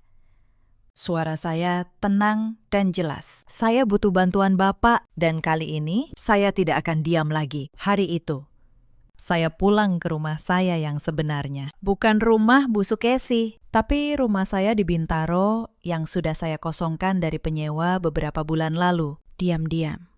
Sebagai persiapan. Saya sudah lama merencanakan untuk pergi. Hari ini hanya mempercepatnya. Malam itu, untuk pertama kalinya dalam 5 tahun, saya tidur di rumah sendiri. Tanpa suara Bu Sukesi, tanpa tatapan menghina, tanpa beban. Dan untuk pertama kalinya, saya tidur nyenyak.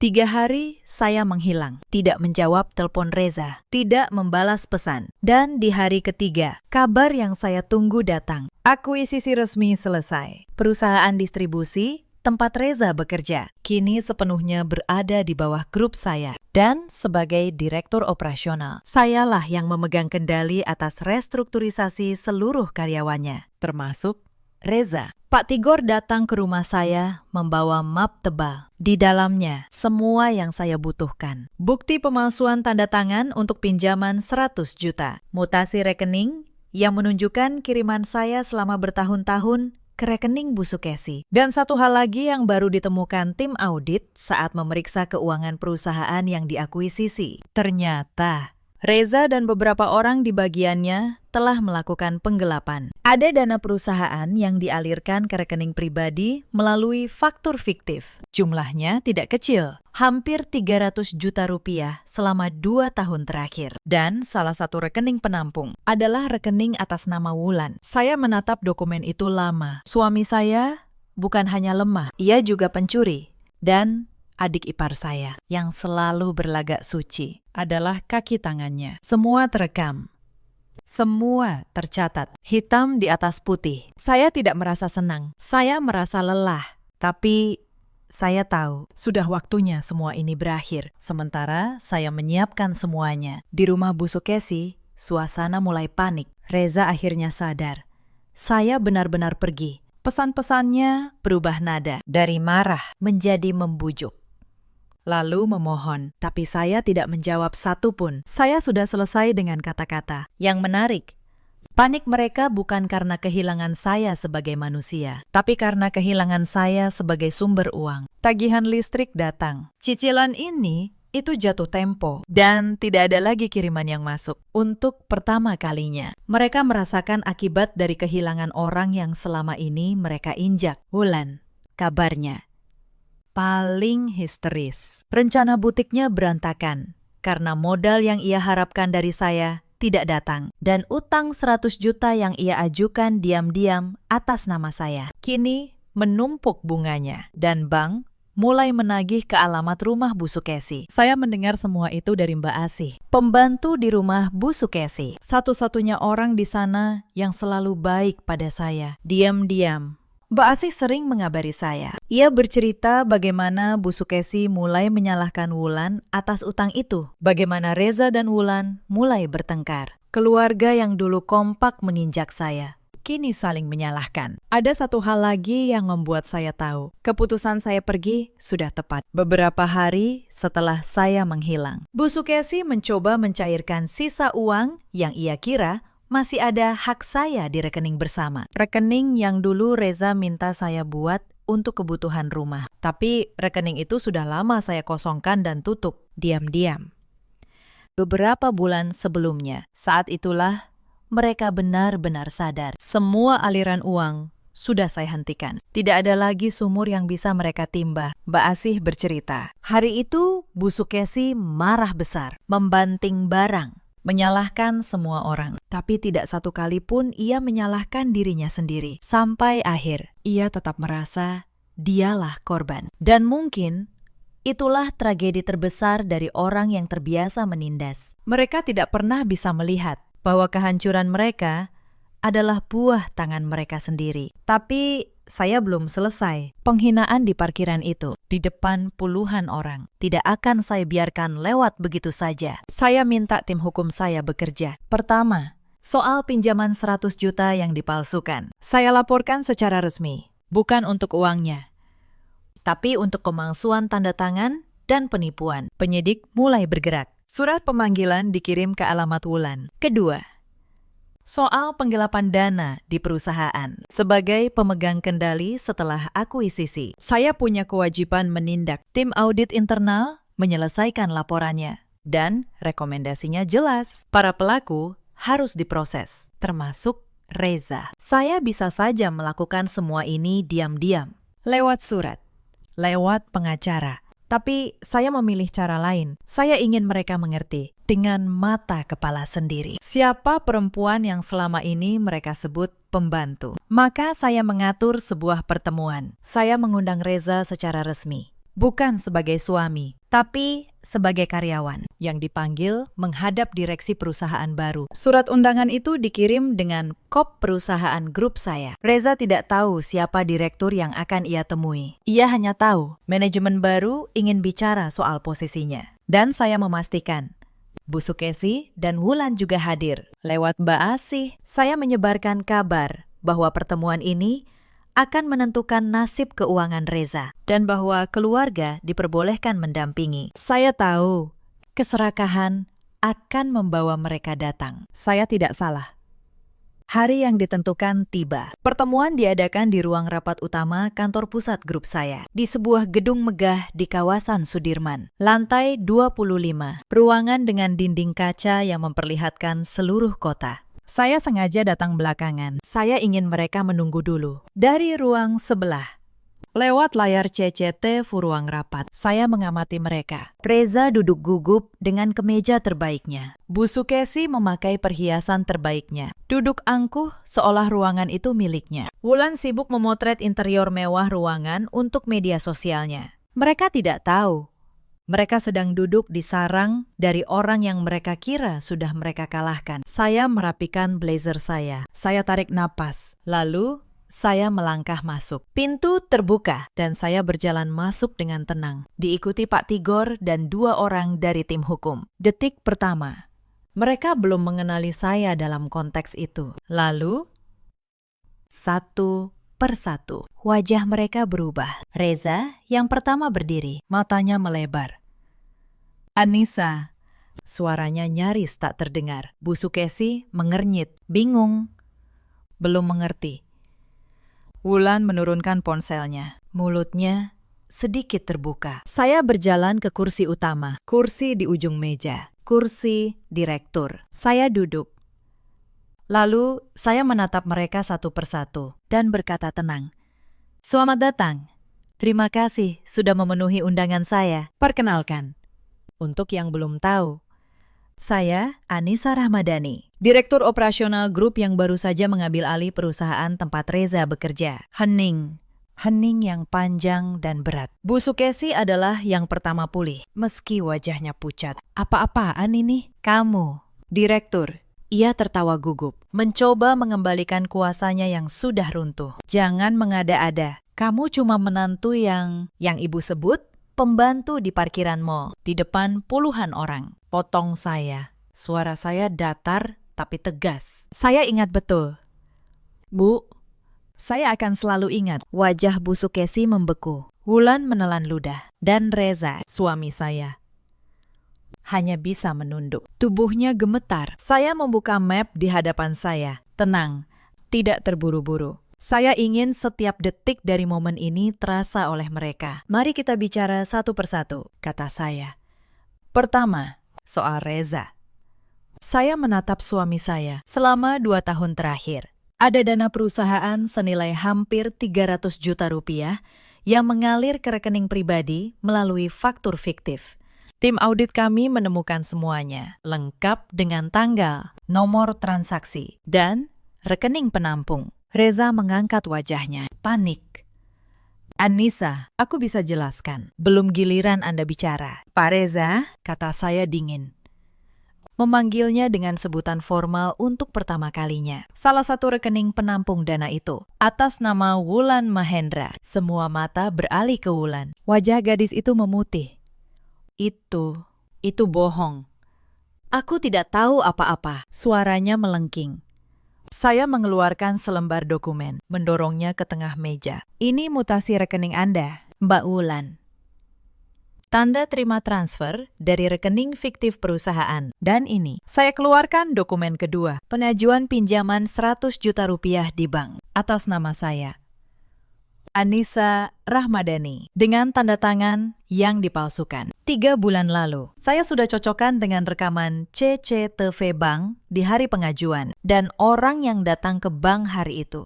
Dengan KTP palsu mengatasnamakan saya, terekam jelas wajahnya. Saya menatap Wulan lurus. Apakah saya perlu memutar rekamannya, Mbak? Wulan tidak menjawab. Tubuhnya gemetar. Air mukanya yang selalu sombong kini hancur total. Ia menoleh ke ibunya, mencari perlindungan. Tapi Bu Sukesi, untuk pertama kalinya, tidak membela anak kesayangannya. Bu Sukesi terlalu sibuk mencerna kenyataan bahwa dunia yang ia kira ia kuasai ternyata berdiri di atas tanah milik menantu yang ia hina. Bu Sukesi, kata saya, beralih pada ibu mertua saya selama 5 tahun. Saya mengirim uang sewa rumah saya ke rekening ibu setiap bulan tanpa pernah terlambat. Total lebih dari 400 juta rupiah. Saya punya semua bukti transfernya. Rumah yang ibu sebut saya menumpang di dalamnya. Sebagian besar dibiayai dari uang itu. Listrik, air, makanan, bahkan baju lebaran Wulan. Semua dari menantu yang ibu sebut pembantu. Bu Sukesi membuka mulut, tapi tidak ada kata yang keluar. Untuk pertama kalinya, perempuan yang selalu punya 1000 kalimat pedas itu kehabisan kata. Saya belum selesai dengan Wulan. Saya mengeluarkan satu dokumen lagi. Dan ini, Mbak Wulan, mungkin yang paling menarik. Beberapa waktu lalu, Anda mengirim pesan dari ponsel saya kepada seorang rekan kerja, lalu menghapusnya, agar saya dituduh berselingkuh. Anda mungkin tidak tahu, ponsel itu ponsel kantor. Setiap pesan tercatat di server perusahaan, lengkap dengan waktu dan lokasi pengirimannya. Tercatat jelas. Pesan itu dikirim dari ruang tengah rumah Bu Sukesi, pukul 5 sore. Saat saya sedang di dapur, saya punya rekamannya. Wajah Wulan benar-benar hancur sekarang. Tuduhan perselingkuhan yang ia rancang untuk menghancurkan saya kini berbalik menjadi bukti kelicikannya sendiri. Reza menoleh ke adiknya, matanya penuh ketidakpercayaan. Mungkin untuk pertama kalinya, ia mulai melihat siapa adiknya yang sebenarnya. Tapi sudah terlambat. Semuanya sudah terlambat. Saya tidak pernah berselingkuh. Reza, kata saya, menatap suami saya. Tapi kamu lebih memilih percaya pada kebohongan adikmu daripada pada saya. Itu jawaban yang sudah cukup untuk saya. Saya menutup map. Lalu saya berdiri, berjalan pelan ke arah jendela kaca, memandang kota di bawah. Kalian tahu hal yang paling menyedihkan? Kata saya, tanpa menoleh. Selama bertahun-tahun, saya tidak pernah meminta kalian mencintai saya. Saya hanya ingin diperlakukan sebagai manusia. Tapi bahkan itu, kalian tidak mampu memberikannya. Saya berbalik menghadap mereka. Sekarang, ini yang akan terjadi. Pertama, kasus penggelapan dana perusahaan akan diproses sesuai hukum. Sebagai pemegang kendali, saya tidak punya pilihan. Reza dan semua yang terlibat akan menghadapi konsekuensinya. Kedua, kasus pemalsuan tanda tangan dan penipuan pinjaman sudah saya laporkan ke polisi. Surat pemanggilan untuk Wulan sudah dikirim. Itu di luar kendali saya sekarang. Hukum yang akan bicara. Wulan terisak, jatuh terduduk di kursinya. Mbak, tolong. Aku minta maaf. Aku tidak akan mengulanginya. Saya menatapnya. Dan untuk sesaat, saya merasakan sesuatu. Bukan dendam, tapi kelelahan yang dalam. Maaf, kata saya pelan. Kata itu mudah diucapkan saat kalian sudah terpojok. Tapi waktu kalian menyeret saya keluar dari mobil dan meneriaki saya pembantu di depan orang banyak, apakah ada yang berpikir untuk meminta maaf? Tidak ada. Lalu, saya menatap Reza, suami saya, lelaki yang dulu berjanji akan berdiri di sisi saya. Dan kamu, Reza, dari semua orang di ruangan ini, kamulah yang paling mengecewakan saya. Bukan karena kamu lemah, tapi karena setiap kali ibumu dan adikmu menginjak saya, kamu memilih diam. Berkali-kali kamu memilih mereka, bukan saya. Diam kamu, lebih menyakitkan dari semua teriakan mereka. Reza menangis. Untuk pertama kalinya, ia menangis di depan saya. Anissa, maafkan aku. Aku salah. Aku takut sama ibu. Aku. Beri aku kesempatan. Saya menggeleng pelan. Kesempatan sudah kuberikan. Reza, bertahun-tahun. Setiap hari aku berharap kamu akan berubah, akan membelaku sekali saja. Tapi kamu tidak pernah. Sekarang sudah terlambat. Saya mengeluarkan satu dokumen terakhir dari dalam tas saya. Saya letakkan di meja, di hadapan Reza. Surat gugatan cerai. Ini sudah saya siapkan. Hak asuh. Harta. Semua sudah diatur oleh pengacara saya. Rumah di Bintaro, milik saya, atas nama saya. sejak sebelum kita menikah. Kamu tidak punya hak atasnya. Bu Sukesi akhirnya bersuara. Suaranya kini memohon, jauh dari kesombongan dulu. Anissa, nak, jangan begini. Kita keluarga. Maafkan ibu. Ibu hilaf. Saya menatapnya. Nak, sekarang ibu memanggil saya nak. Di parkiran kemarin, saya pembantu. Hari ini, saya jadi anak lagi. Tahu kenapa? Bu, karena hari ini ibu butuh saya. Itulah satu-satunya saat saya berharga di mata ibu. Saat saya berguna, ruangan itu hening. Hanya terdengar isak tangis Wulan dan napas berat Reza. Saya mengambil tas saya. Saya sudah selesai, kata saya. Pak Tigor akan mengurus sisanya secara hukum. Kalian boleh pulang, tapi rumah yang kalian tinggali sekarang yang dibiayai uang saya. Sudah saya hentikan semua kirimannya sejak bulan lalu. Mulai sekarang, kalian harus berdiri di atas kaki kalian sendiri. Sesuatu yang seharusnya kalian lakukan sejak dulu. Saya berjalan ke pintu. Di ambang pintu, saya berhenti sejenak. Tapi saya tidak menoleh. Oh, satu lagi, kata saya. Terima kasih, sungguh. Karena sudah menyebut saya pembantu hari itu. Kalian membangunkan saya dari tidur panjang. Dan saya tidak akan pernah tidur lagi. Lalu saya keluar, menutup pintu di belakang saya. Meninggalkan mereka dengan reruntuhan yang mereka bangun sendiri. Hari-hari setelah pertemuan itu berjalan seperti yang sudah saya duga. Proses hukum bergerak. Reza dipanggil sebagai saksi sekaligus terlapor dalam kasus penggelapan. Ia kehilangan pekerjaannya, tentu saja.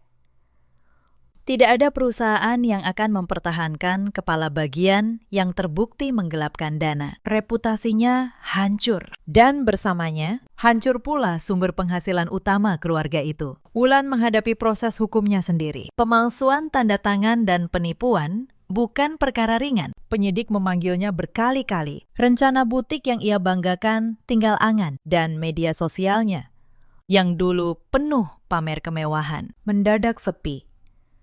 Lalu hilang sama sekali. Tapi yang paling membuat saya merenung adalah Bu Sukesi, perempuan yang dulu duduk angkuh di ruang tengah, memerintah seisi rumah. Kini harus menghadapi kenyataan bahwa anak-anak yang ia banggakan tidak sehebat yang ia kira. Anak lelakinya seorang pencuri yang pengecut. Anak perempuannya penipu yang manja. Dan menantu yang ia injak-injak. Ternyata satu-satunya orang yang selama ini menahan keluarga itu agar tidak runtuh. Mbak Asih bercerita, suatu hari, ketika kiriman uang benar-benar berhenti dan tagihan menumpuk, Bu Sukesi duduk lama di ruang tengah, memandangi foto keluarga di dinding. Lalu ia menangis. Bukan karena menyesali perlakuannya pada saya, tapi karena menyesali bahwa ia kehilangan sumber uang. Sampai akhir, ia tidak pernah benar-benar mengerti kesalahannya. Dan itu, bagi saya, adalah hukuman yang paling adil. Karena orang yang tidak pernah menyesal, tidak akan pernah benar-benar bebas dari penjaranya sendiri. Saya tidak pernah kembali ke rumah itu. Tidak ada alasan untuk kembali. Beberapa minggu kemudian, Reza datang ke kantor saya. Ia menunggu lama di lobi. Sampai akhirnya saya setuju menemuinya sebentar. Ia tampak kurus, lelah. Jauh dari Reza yang dulu. Ia berkata dengan suara serak bahwa ia menyesal, bahwa ia baru sadar betapa berartinya saya, bahwa ia siap memperbaiki semuanya. Saya mendengarkannya sampai selesai. Lalu saya berkata dengan tenang, Reza, aku tidak membencimu. Sungguh. Tapi cinta yang dulu aku punya sudah habis.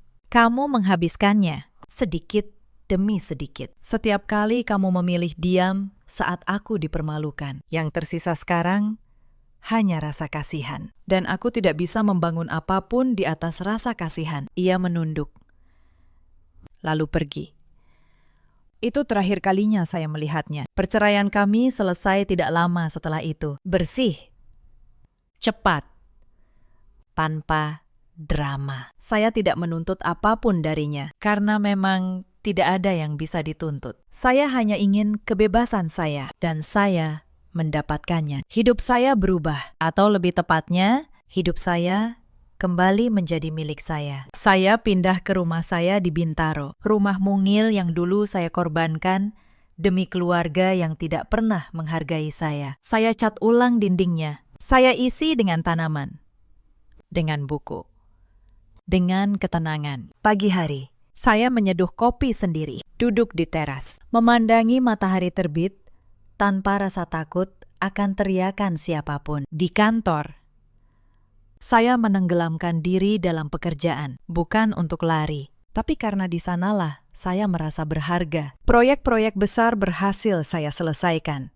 Karier saya menanjak, dan untuk pertama kalinya dalam bertahun-tahun, saya tidak perlu pulang ke rumah yang membuat saya merasa kecil. Mbak Asih, pembantu yang selalu baik pada saya, akhirnya saya tarik bekerja di rumah saya dengan gaji yang layak, dengan rasa hormat yang seharusnya ia terima. Ia satu-satunya hal baik yang saya bawa dari masa lalu itu. Kami sering mengobrol di dapur, dan ia berkata, suatu hari, Bu Anissa, dulu saya selalu kasihan melihat ibu diperlakukan seperti itu. Tapi saya senang sekarang ibu bahagia. Saya hanya tersenyum.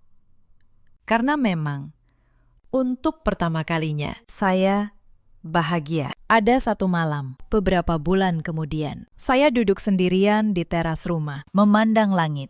Dan saya berpikir tentang perempuan yang dulu, yang menunduk, yang menelan setiap penghinaan demi menjaga rumah tangga yang sebenarnya sudah lama mati. Saya tidak membenci perempuan itu. Saya kasihan padanya. Tapi saya juga bersyukur karena akhirnya ia berani berdiri. Saya belajar satu hal yang tidak akan pernah saya lupakan. Kesabaran itu mulia, tapi kesabaran yang dipakai untuk membiarkan diri sendiri diinjak bukan lagi kesabaran.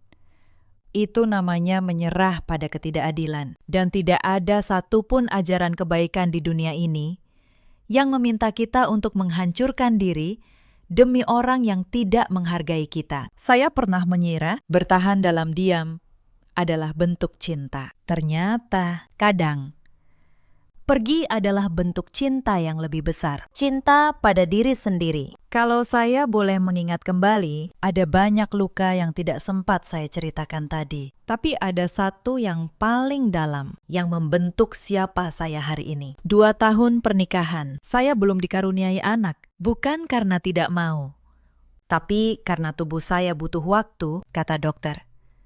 Bagi Bu Sukesi, itu adalah aib. Suatu malam, di depan seluruh keluarga, ia berkata dengan suara lantang, perempuan yang tidak bisa memberi keturunan itu tidak ada gunanya. Untuk apa dipertahankan?